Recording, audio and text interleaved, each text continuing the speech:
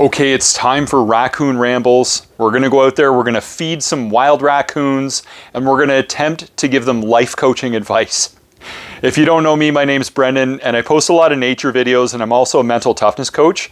And tonight, we're gonna be coaching the raccoons all about this topic. Have you ever met anybody who has every reason to be happy, but they're still not happy? We're going to be going into wisdom and strategies for an even happier life tonight with the raccoons. Let's see who's out there.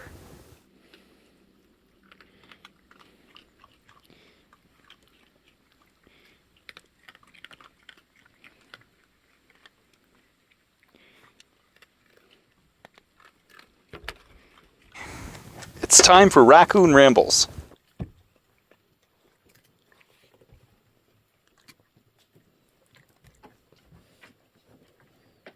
So, every one of us has an underlying rule that helps determine our level of happiness.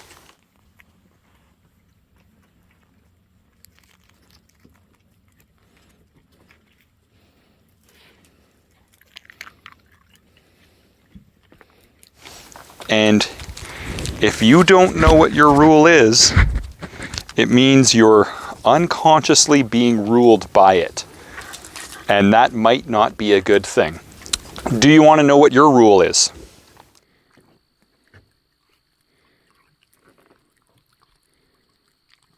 So what I need you to do is I need you to fill in the blank with the first thing to come to mind. The first thing that bubbles out of your brain. Don't try to filter your response no matter how silly it sounds. The idea here is to answer automatically rather than trying to answer correctly.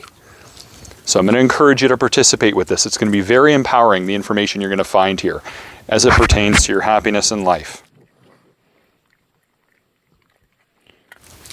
Okay, you ready? Here it is. Fill in the blank with the first thing that bubbles out of your brain. What has to happen in order for you to be happy?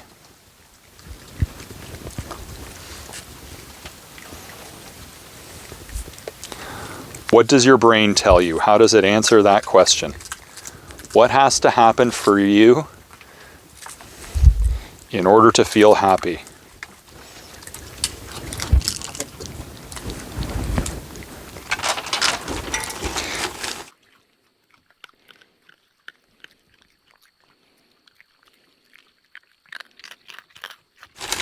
Now, everybody's rule gets scored at a 5.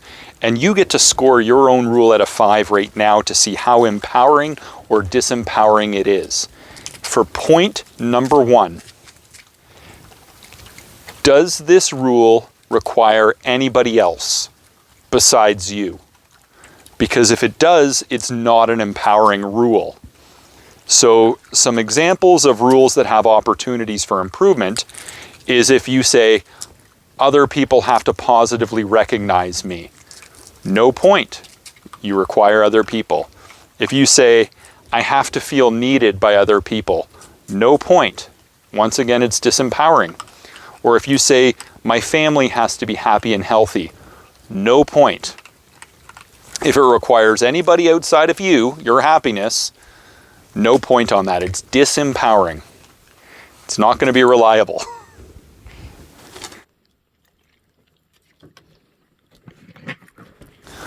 For point number 2, can this rule be satisfied quickly, like within the day? Now, if you said in order to be happy, I need to get married, no point. If you say I need to raise a family and have kids, no point. You're not going to do that by the end of the day.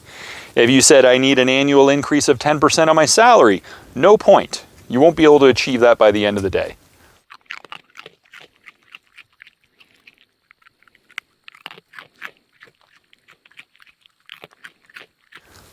We want to be able to achieve happiness quickly to strengthen us for what's in front of us. For point number 3, is your rule focused on the journey instead of a destination?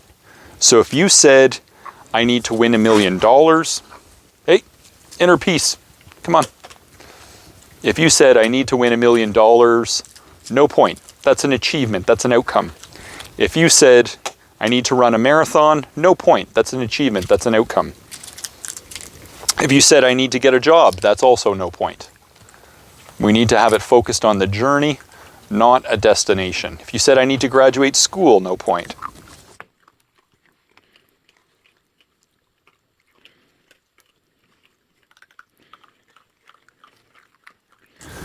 Now the next one is this. Is your rule clear and specific? Incredibly clear. So for example, if you said, I need to have more of everything, no point. What does everything mean? Everything could mean sadness and misery. And what does more mean? How much more is enough? There's no point. It's too ambiguous. If you said, I need to do what feels good, well, how much? How often? To what degree?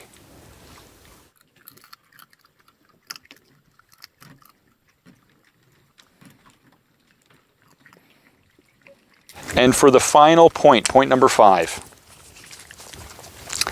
Is your rule simple without too many different conditions to satisfy at once?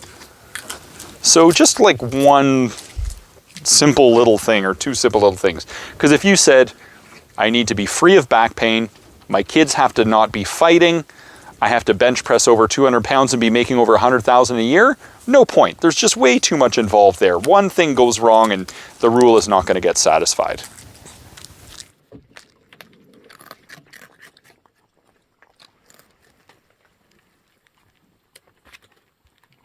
You should have a score out of 5 for your happiness rule. The higher the score, the more empowering it is, the more it's probably serving you, this underlying rule that you're living by. If it's really low, then there's an opportunity for improvement and to change it.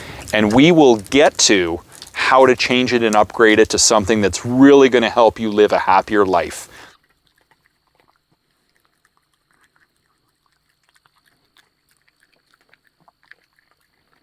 The first thing we have to do is we have to decide we want to be happy. Some people like to make themselves feel lousy. Some people, their life sucks and they like it that way. But you got to remember that life is going to give you enough hardship without you adding to it and making yourself feel lousy. Lousiness doesn't work in the long term.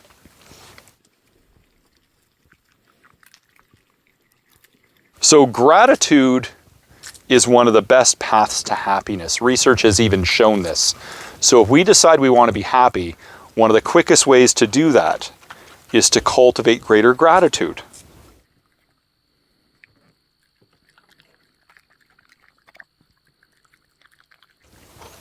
Solanus Casey once said, imagine you are 10 times more grateful for everything that's in your life right now.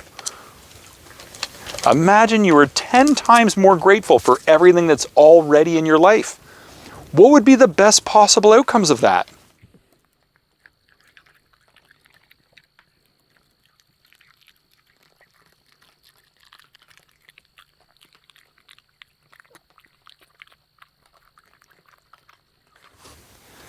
How much happier would you be? How much better would your relationships be? How much better would your health be if you're not so stressed out?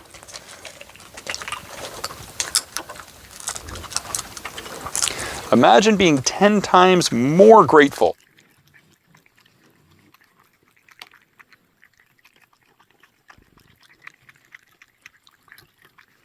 Another important thing is, when it comes to gratitude, is what you appreciate appreciates.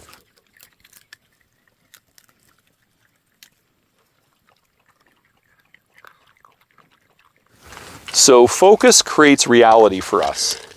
What you don't focus on doesn't really exist to you. It's being ignored if you're not paying attention to it.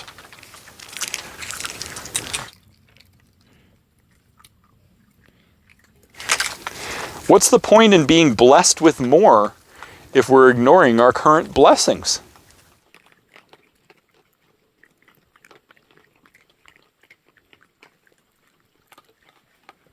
We really have to decide we want to be happy. Some people, to them, their life sucks and they like it that way. They like the attention they get from their life sucking. They like to make themselves feel lousy because it feels like work. We have to decide we want to be happy. There's so many reasons why it's a good idea to be happy, and gratitude is one of the best paths to happiness.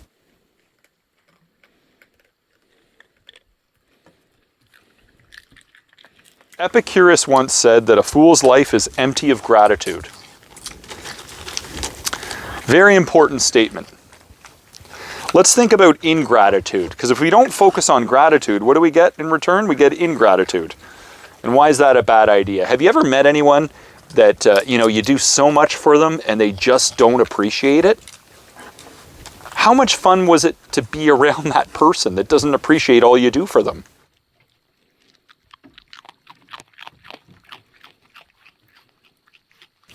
I think ingratitude is worse than smelly armpits. I'd rather sit next to somebody who smells like a gym bag than somebody who doesn't know how to say thank you. Wouldn't you?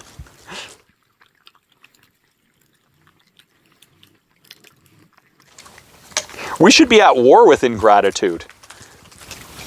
Seneca once said, gratitude pays itself back. Think about it. It's a form of spiritual alchemy.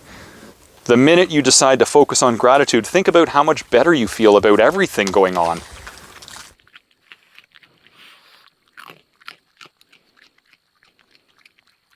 The ancient poet Rumi once said that gratitude is wine for the soul. So go on, get drunk. So how do you feel about joining me? And let's get buzzed on gratitude. We'll talk about how to do it next.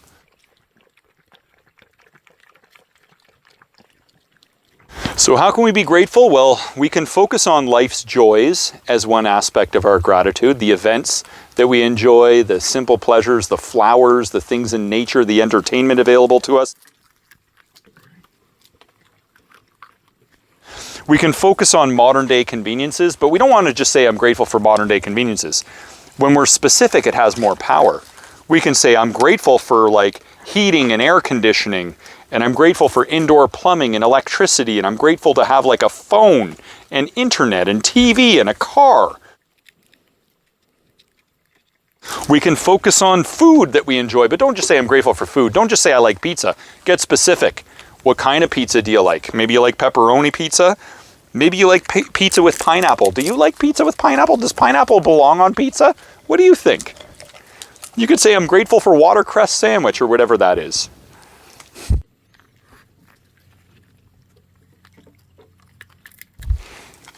We could be grateful for the special people in our life that make our life better, but don't just say family and friends and generalize. It doesn't have as much power as when you specifically name them, the mentors, the teachers, the role models, in addition to the friends and family. We can be grateful for the challenges we've had in life. I know that sounds a little counterintuitive, but just think about how those challenges made us better.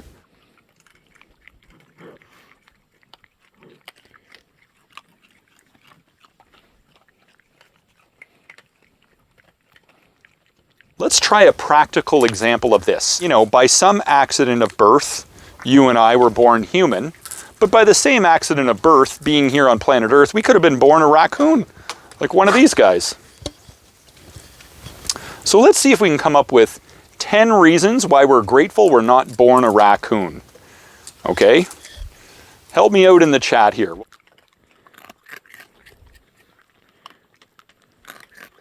Well, number one, if you're into clothes shopping and stuff, I've never seen a raccoon wearing a pair of jeans, so you wouldn't be able to wear clothes and go clothes shopping if you're a raccoon.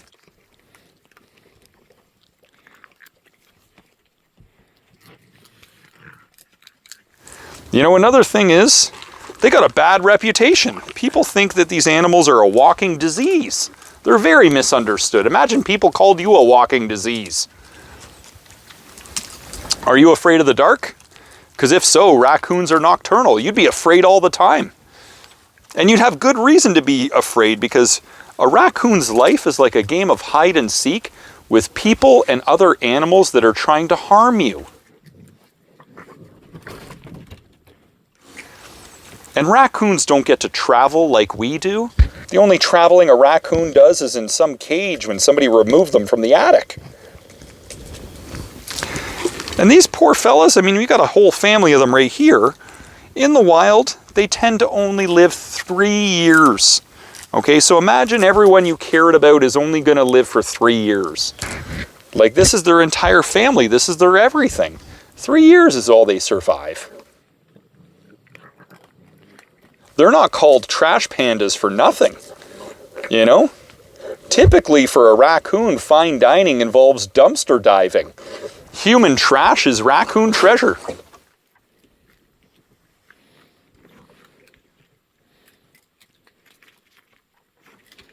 So why else is it a good thing we're not born a raccoon? Okay? You have to live outside. It's cold outside. And sometimes it's too hot.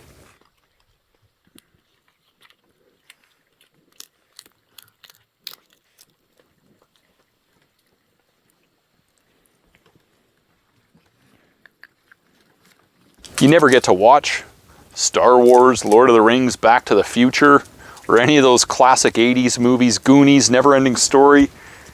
You don't get to read any good books.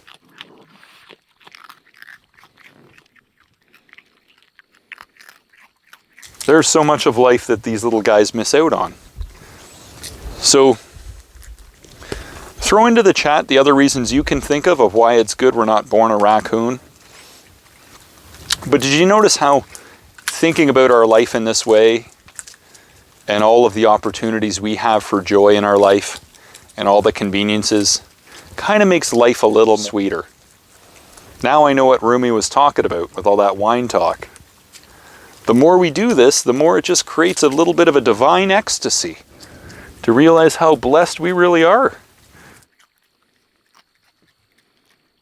We could have ended up like these poor souls. And that's why I can't help but have compassion for them.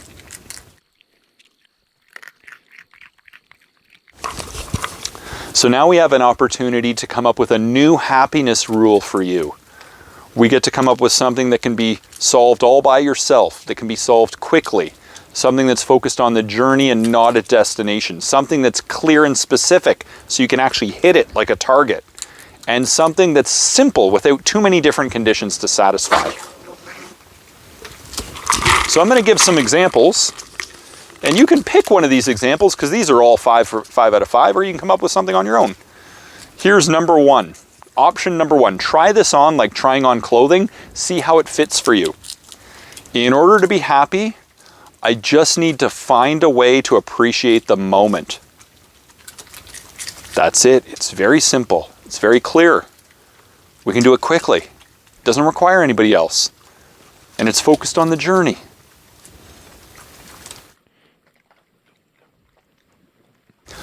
Option number 2, in order to be happy, I just need to focus on the things that bring me joy.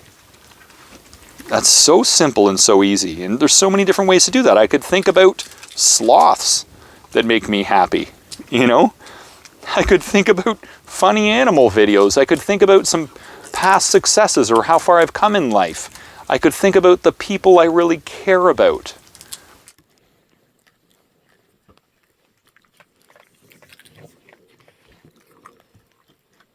Option number 3, in order to be happy, I just need to focus on the happy moments of my life and remember that more happy moments are ahead.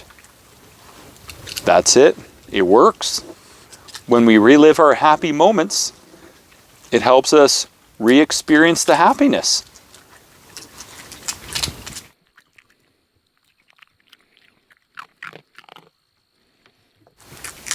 Number 4 is an answer that comes from Paramahansa Yogananda. In order to be happy, I just need to increase my awareness on God's presence. Now that one might be tough for some of you right now, but in a future topic, I'm going to talk about how to do that in a very clear, specific, and experiential way that will be uplifting.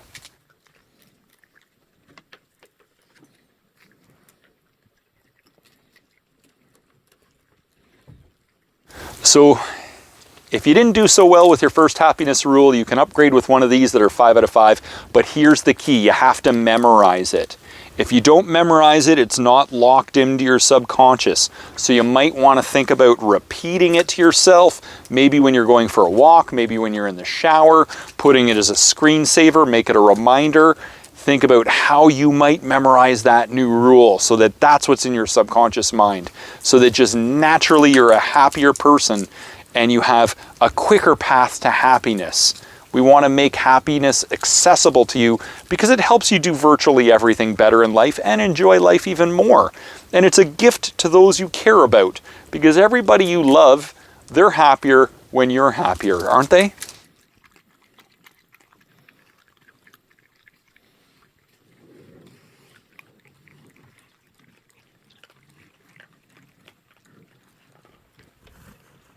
So now let's talk about how to mix this gratitude stuff in. One thing that I do when I meet up with people, the first thing I say is, tell me what's been good and positive in your life since we chatted last.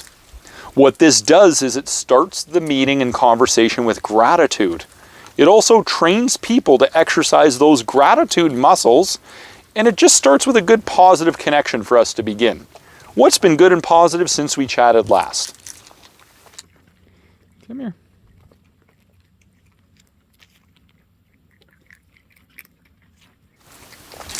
Another thing we can do is we can actively practice gratitude by stacking it with something else we already do. You can focus on doing gratitude practice when you're walking the dog, when you're in the shower, when you're brushing your teeth, when you're preparing your lunch. Just mix it in with something you already do during the day, perhaps combine it with your prayer and meditation practice. Whatever works for you. Come on. Come on.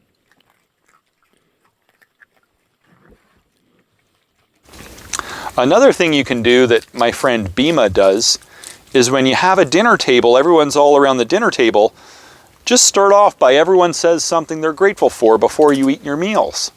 You can make that a tradition and a practice. And it's also helping yourself and helping others strengthen those gratitude muscles. The more we strengthen these gratitude muscles, the more we experience that ecstasy and bliss that's already there available to us. Happiness comes from within. And the way we can access it is through gratitude. So let's get drunk on gratitude.